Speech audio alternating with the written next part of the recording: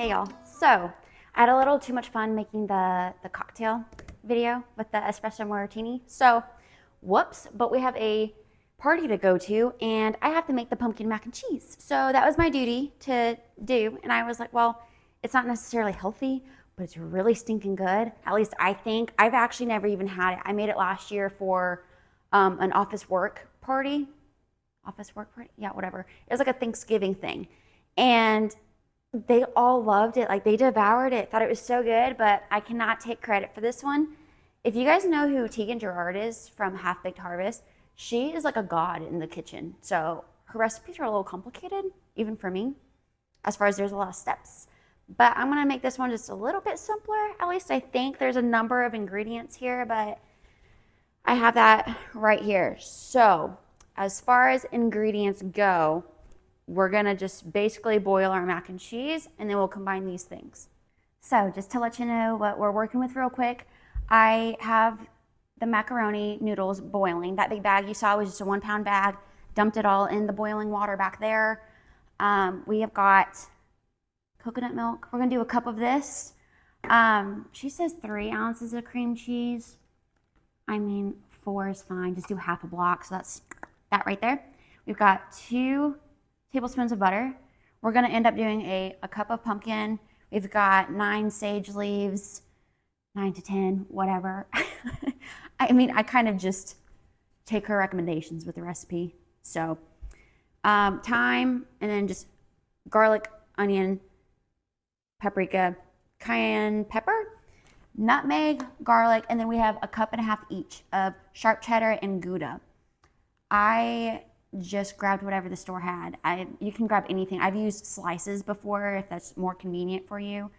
There's really not a great way to measure cheese, and I don't feel like hand grating all of it. I've done that too many times. It's just not fun. So I'm not gonna expect you guys to do that either. The only thing I will say, do not get the pre-shredded cheese because that powder that they put on it to keep it from binding just messes up mac and cheese recipes. That's why like when you have a really good creamy mac and cheese, you're like, oh my God, how is it like that?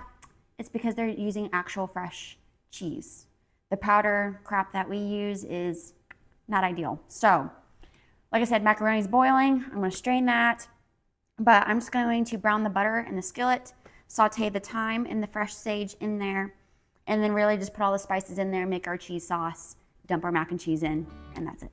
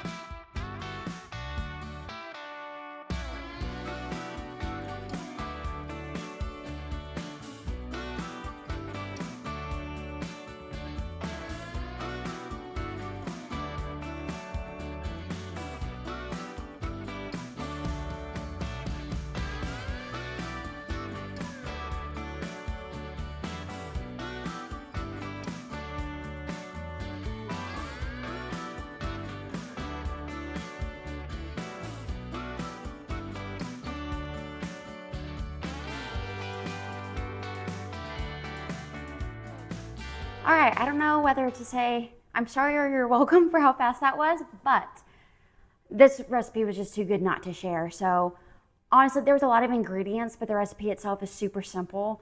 I threw this in a crock pot and I'm gonna take it to a party.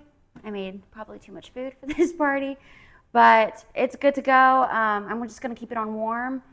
There's really no notes for this. Like it's just pretty much like you just saw.